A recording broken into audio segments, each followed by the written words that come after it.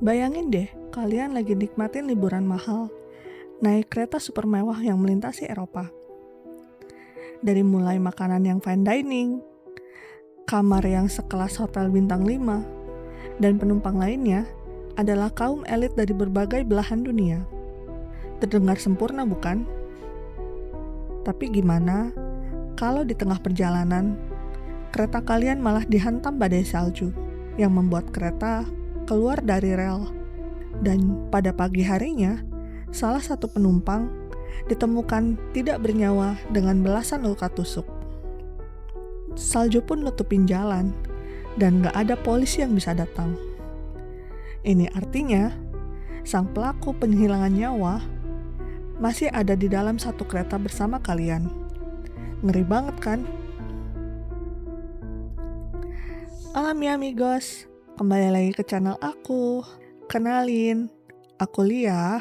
Hari ini kita bakal bahas salah satu adaptasi novel misteri terbaik sepanjang masa karya Agatha Christie, yaitu Murder on Orient Express versi tahun 2017.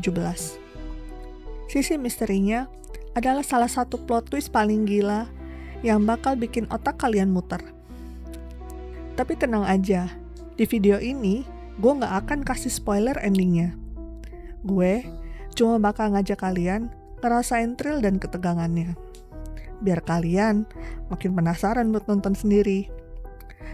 Yuk kita langsung aja ke ceritanya. Cerita dimulai di tahun 1934. Kita boleh kenalan dulu nih sama tokoh utama kita, Hercule Poirot. Dia ini bukan detektif biasa. Dia punya reputasi sebagai detektif terbaik di dunia. Dan jujur aja, dia emang jago banget sih di bidangnya. Setelah berhasil mecahin kasus pencurian di Yerusalem, Poirot ini niatnya sih mau liburan santai. Dia pengen banget rehat dari urusan kerjaan. Tapi dia malah dapat panggilan mendadak ke London untuk kasus baru.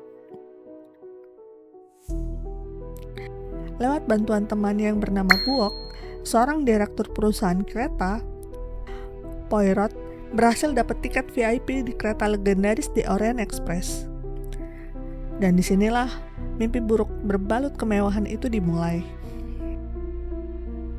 Coba deh kalian lihat scene pas mereka naik kereta di Istanbul.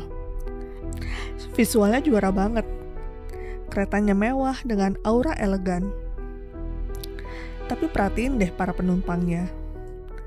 Dari awal aja udah kerasa ada yang aneh. Para penumpangnya berasal dari latar belakang yang berbeda-beda. Dan jujur, gelagat mereka semua ini sas banget. Pertama ada janda kaya raya yang cerewet banget bernama Caroline Hubert. Lalu ada dokter kulit hitam yang kelihatannya selalu waspada. Ada juga putri bangsawan yang angkuhnya minta ampun, lengkap sama pelayan pribadinya. Lalu setelah itu ada juga seorang profesor yang mempunyai tugas ke London. Sampai seorang pengusaha barang antik bernama Edward Ratchet yang diperankan oleh Johnny Depp. Nah, mulai saat ini kita fokus ke karakter Ratchet ini ya. Ratchet diam-diam ngedeketin Poirot. Dia nawarin uang dalam jumlah fantastis buat minta perlindungan. Kenapa? Karena Ratchet nerima banyak banget surat ancaman. Pas tahu nyawanya terancam, dia mau nyewa detektif terbaik di dunia buat jadi bodyguard pribadinya selama di kereta. Tapi Poirot, dengan gaya khasnya, dia menolak mentah-mentah. Alasannya sih simple, tapi savage banget. Dia bilang, "Saya tidak suka wajah Anda, Mr. Ratchet." It is far more personal than that. I do not like your face. Wah gila sih, nolak uang puluhan ribu dolar per minggu cuma karena gak suka sama muka orangnya. Tapi dari sini kita bisa lihat prinsip Poirot. Dia sama sekali gak peduli soal uang. Yang dia peduliin cuma kebenaran. Malam itu, suasana kereta mulai gak enak. Poirot yang biasanya bisa tidur nyenyak, kali ini dia terbangun berkali-kali. Dia mendengar suara dari kabin Mr. Ratchet. Dan dia juga melihat seseorang pakai kimono merah berlari di lorong gerbong. Semuanya kerasa ganjil. Dan puncaknya, boom! Terjadi longsor salju besar dari atas gunung yang langsung nabrak rel kereta. Orient Express anjlok.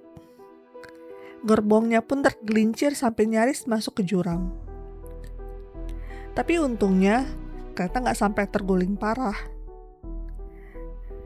Dan itu membuat mereka stuck. Di pagi harinya, pemanas pun mulai terbatas.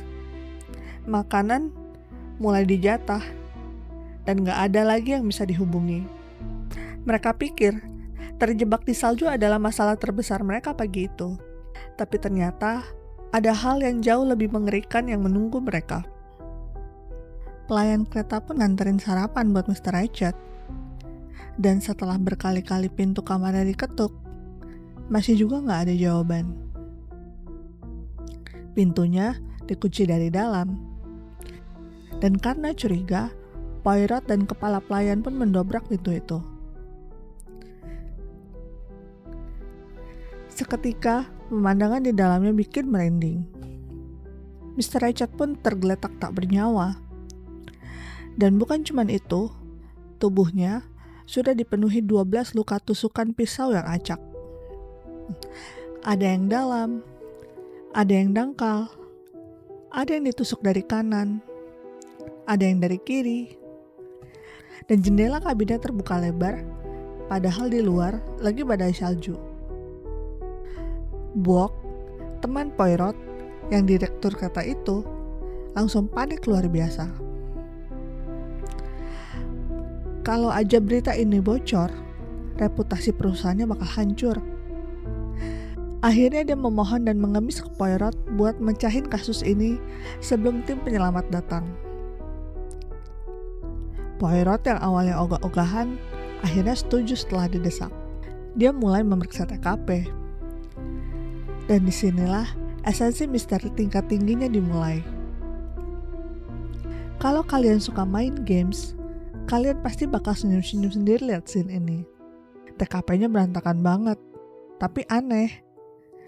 Bukti yang ditinggalin seolah-olah emang sengaja ditaruh di situ buat bikin bingung. Pertama, ada jam tangan Mr. Ratchet yang rusak dan berhenti di tepat pukul 1.15 pagi. Kedua, ada pembersih pipa rokok tertinggal di lantai. Padahal, Mr. Ratchet sama sekali gak berokok cangklong. Ketiga, ada sapu tangan mahal berinisial H. Dan yang terakhir, ada kancing seragam kondektur. Poirot pun sempat bingung. Bukti ini terlalu banyak katanya. Seakan-akan si pembunuh ini ceroboh banget. Atau malah kelewat pintar dan sengaja ninggalin jejak palsu. Namun, satu hal yang pasti. Pintu dikunci dari dalam dan dirantai. Jendela yang terbuka, tapi tidak ada sama sekali jejak kaki di salju di luar jendela. Berarti pembunuhnya gak kabur keluar. Dia lewat pintu tembusan antar kabin dan saat ini masih ngopi atau sarapan bareng mereka di gerbong makan. Poirot juga menemukan secari kertas yang udah setengah kebakar. Dan dengan trik kimiawinya yang keren, Poirot berhasil ngebaca tulisan di kertas itu. Cuma ada satu kalimat pendek, tapi kalimat ini berhasil ngebongkar identitas asli Mr. Ratchet yang kelam banget. Ternyata Ratchet itu cuma nama palsu. Nama aslinya adalah Mr. Cassetti, seorang mafia kejam yang bertahun-tahun lalu menculik dan membunuh seorang wanita bernama Daisy Armstrong. Kasus Armstrong ini adalah tragedi nasional yang bikin seluruh keluarganya hancur. Ayahnya mendiskon nyawa, ibunya meninggal karena syok. Dan si Cassetti ini berhasil lolos dari hukuman pakai uangnya. Dan dari sini, Poirot tuh sudah mulai membaca motifnya dengan jelas. Balas dendam. Tapi pertanyaannya, siapa di antara penumpang kereta elit ini yang punya hubungan sama keluarga Armstrong? Setelah menyadari motif ini, Poirot memulai sesi interogasi yang bikin deg-degan. Di sini sih, scene favorit gue, karena akting para aktornya benar-benar diuji di sini. Poirot memanggil mereka satu persatu, dan tahu nggak apa yang bikin frustasi? Ternyata semua orang punya alibi yang solid. Janda cerewet bernama Nyonya Hubert ngotot bilang ada laki-laki masuk ke kamarnya malam itu. The murderer was in my compartment last night. It was a man? I know what it feels like to have a man in my bedroom. Dr. Arbuthnot dan sang asisten Mr. Ratchet saling ngasih alibi karena mereka sekamar. Putri bangsawan Rusia nyangkal pakai sapu tangan inisial H. Sedangkan si kondektur kereta juga bersumpah dia nggak kehilangan kancing seragamnya. Setiap kali Poirot berhasil nemuin satu celah, orang itu selalu punya jawaban yang masuk akal. Nggak ada yang kelihatan bohong. Tapi nggak mungkin juga kan semuanya jujur. Dan ini bikin Poirot yang terbiasa melihat dunia itu hitam dan putih mulai merasa abu-abu. Dan di tengah kebingungan itu, teror belum selesai. Tiba-tiba aja ada jeritan dari kamar Nyonya Hubert. Poirot langsung lari ke sana dan nemuin Nyonya Hubert yang nangis ketakutan dengan pisau yang menancap di punggungnya. Untungnya lukanya gak terlalu dalam. Tapi ini ngebuktiin satu hal penting. Pembunuhnya mulai panik. Dia mulai merasa terpojokan dengan penyelidikan Poirot. Ketegangan pun semakin gila pas Poirot ngejar sosok misterius pakai jaket kondektur di luar kereta.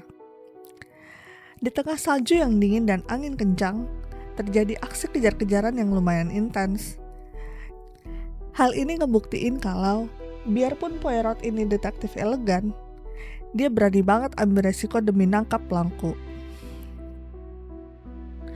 Dan semakin dalam Poirot menggali, semakin banyak kebohongan yang terbongkar. Ternyata hampir semua penumpang di kereta itu menyembunyikan sesuatu. Sang asisten dosen ternyata punya masa lalu yang berbeda. Sang pelayan ternyata punya dendam. Bahkan asisten Mr. Ratchet sendiri menyembunyikan fakta penting soal atasannya. Sampailah kita di babak akhir penyelidikan. Tim penyelamat udah mulai ngebor salju buat ngebebasin kereta. Waktu Poirot udah hampir habis. Kalau salju berhasil dibongkar, polisi lokal bakal ngambil alih dan pelaku sebenarnya mungkin bakal bebas selamanya. Poirot akhirnya duduk merenung. Dia mencoba menyusun semua puzzle di otaknya.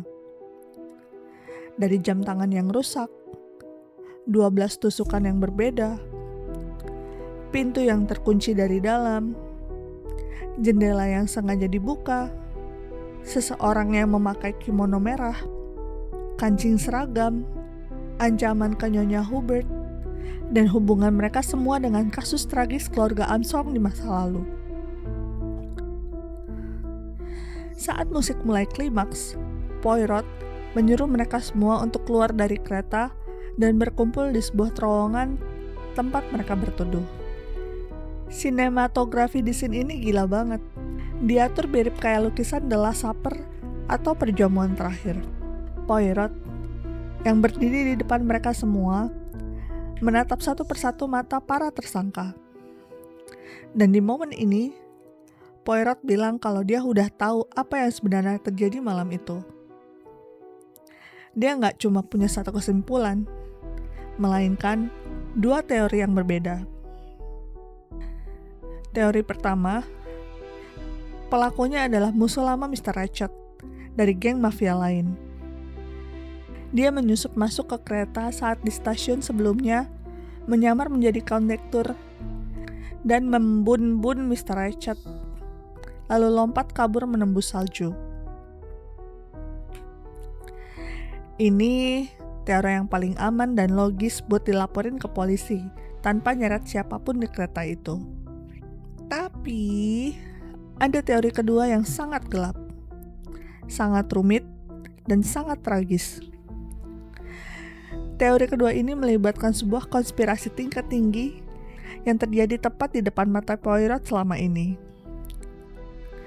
Sebuah kebenaran yang saking gilanya sampai-sampai bikin seorang Hercule Poirot mempertanyakan prinsip benar dan salah yang dia pegang seumur hidupnya. Nah, kira-kira teori kedua apa ya yang bakal diungkap sama Poirot? Kira-kira siapa dalang dibalik penusukan itu?